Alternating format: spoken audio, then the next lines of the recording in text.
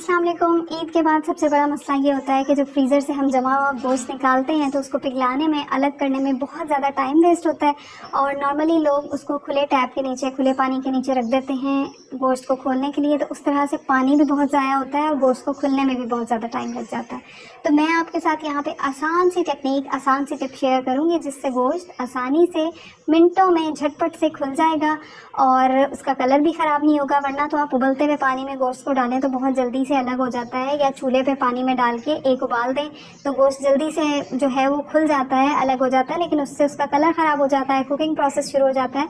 तो ये जो तरीका है, इससे कलर भी ख़राब नहीं होगा, पानी भी ज़ाया नहीं होगा और फटाफट से गोश्त जो है वो हमारा खुल जाएगा। एक खाने का चम्मच भर के हम लेंगे नमक और इसमें डालना है इतना पानी जिसमें हम जब गोश्त डालें तो गोश्त अच्छी तरह पानी में डूब जाए। नमक को पानी में अच्छी तरह से मिक्स कर लेंगे। नमक जो है वो बर्फ़ को पिघलाने का काम करता है, बर्फ़ को, आइस को मेल्ट करता है, जिसकी वजह से हमारा गोश्त जो है वो बहुत आसानी से खुल जाएगा।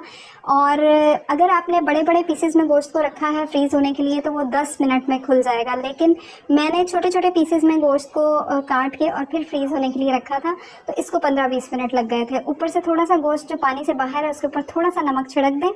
और बड़े पीसेस हैं तो 10 मिनट में, ज़्यादा से ज़्यादा 10 मिनट में गोश्त जो है वो इतनी आसानी से खुल जाएगा कि आप खुद हैरान हो जाएंगे। लेकिन मेरी तरह अगर आपने छोटे छोटे पीसेस करके फ्रीज़ किया है तो फिर आपको 15 से 20 मिनट लग जाएंगे और बहुत आसानी से सारा गोश्त अलग हो जाएगा। इसी तरीके से आप चिकन को, कीमे को, किसी भी मीट को आसानी से पिघला सकते हैं, अलग कर सकते हैं। कलर भी ख़राब नहीं होगा, पानी भी ज़ाया नहीं होगा। इसका ये वाला पानी हम नमक वाला निकाल देंगे और 2-3 पानी अच्छी तरह से गोश्त को धो लेंगे। और इस तरह से जब आप गोश्त को पिघलाएंगे, गोश्त को अलग करेंगे तो वो पानी भी ज़ाया नहीं होगा और जो है गोश्त का कलर भी ख़राब नहीं होगा।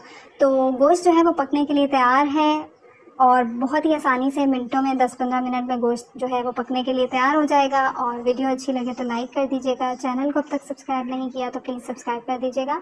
दुआ में याद रखिएगा। अल्लाह हाफ़िज़।